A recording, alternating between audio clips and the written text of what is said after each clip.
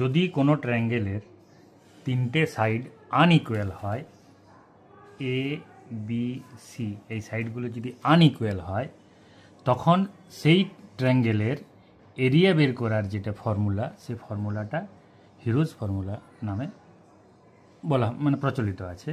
সেই ফর্মুলাটা হচ্ছে কি, এরিয়া বের করার যেটা rule, area equals to root over S into S minus A, S minus B, S minus C. এখন প্রশ্ন হবে যে এ বি সি তো রয়েছে, এসটা আবার কি? এস হচ্ছে কি, where S equals to semi perimeter